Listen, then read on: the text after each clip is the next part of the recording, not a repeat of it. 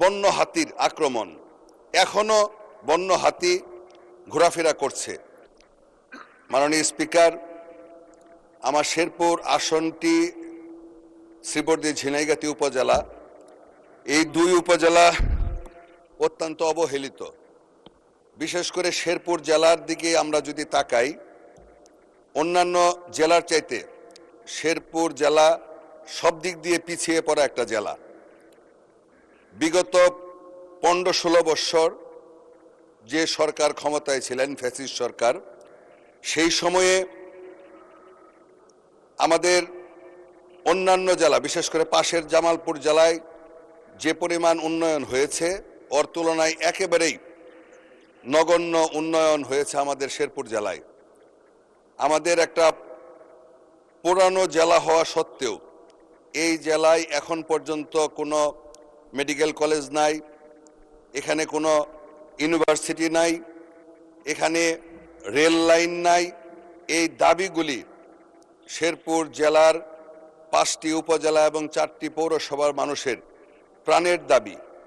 দীর্ঘদিন থেকে এই এলাকার সমস্ত মানুষ এই দাবিগুলি করে আসছে, কিন্তু এখন পর্যন্ত সেই দাবিগুলির প্রতিফলন ঘটে নাই।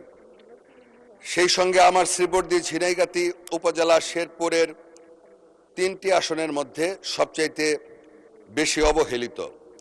আমরা যেমন শিক্ষার দিক দিয়ে পিছিয়ে রয়েছি, আমরা স্বাস্থ্যসেবার দিক দিয়ে পিছিয়ে রয়েছি, আমাদের জীবনযাত্রার মান খুবই নিম্নমুখী, কর্মসংস্থানের কোনো ব্যবস্থা আমার এই দুই উপজেলায় নাই বললেই চলে। আমার এই দুই উপজেলা সম্পূর্ণরূপে কৃষির উপর নির্ভরশীল, কিন্তু অত্যন্ত দুঃখের বিষয়, এই কৃষকের ফসল এটাও প্রকৃতির উপর নির্ভর করে। আমাদের এলাকাতে হঠাৎ করে ফ্লাশ ফ্লাড হয়, পাহাড়িয়া ঢল। এই পাহাড়িয়া ঢল যদিও ক্ষণস্থায়ী বা অল্প সময়ের, কিন্তু এই স্বল্প সময়ের মধ্যেই আমার দুই উপজেলার সমস্ত কৃষকের সারা বৎসরের যে কষ্ট পরিশ্রমের ফসল, সেই ফসল ধ্বংস করে যায় মাত্র 24 ঘন্টা 72 ঘন্টার সেই ফ্লাশ ফ্লাডের মাধ্যমে।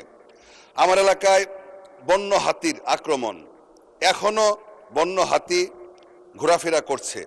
ফসল কাটার সময় হচ্ছে,